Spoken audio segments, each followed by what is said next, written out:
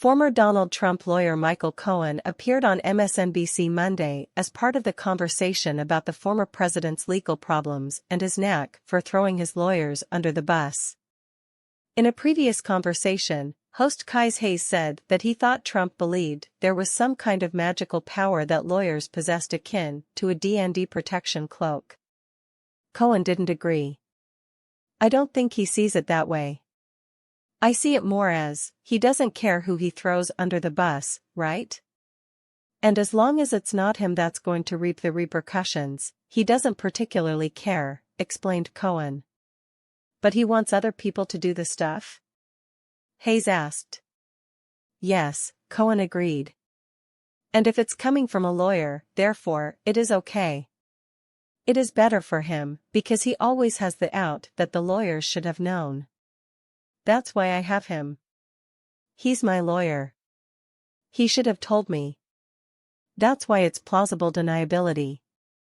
Hayes recalled lawyer Evan Corcoran's dilemma of trying to protect himself and ultimately asking Christina Bobb to be willing to put her name on the affidavit claiming there are no documents at Mar-a-Lago. Cohen recalled his House Oversight Committee hearing in which he explained that there was so much of his time with Trump that he can recognize what others are doing trying to save themselves or curry favor with Trump in hopes he'll defend them. "It won't work," he explained. "The difference, though, when I was representing him and taking care of him as his fixer, as they like to call me, he was just my myopic, real estate, New York Florida developer. He wasn't the President of the United States of America.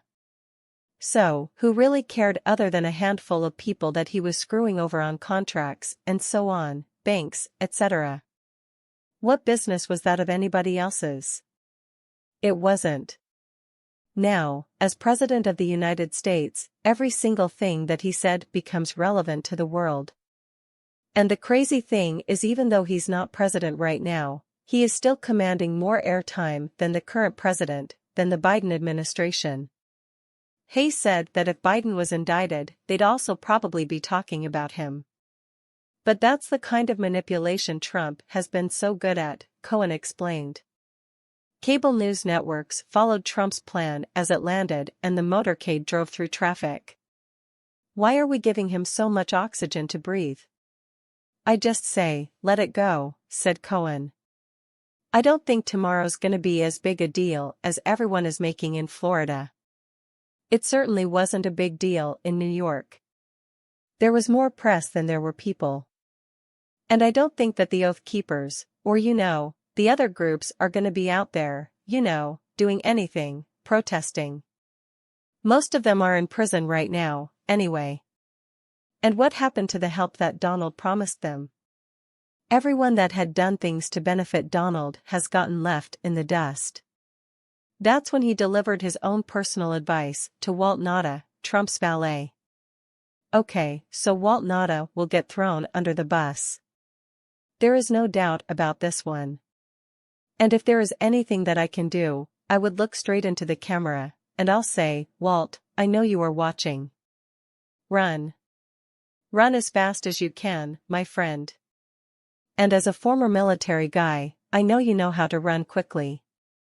Run as quickly as you can because Donald Trump will throw you under the bus, faster than you could possibly imagine.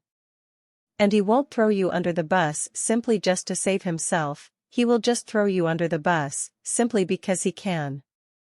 And because he thinks it will provide him with some form of benefit.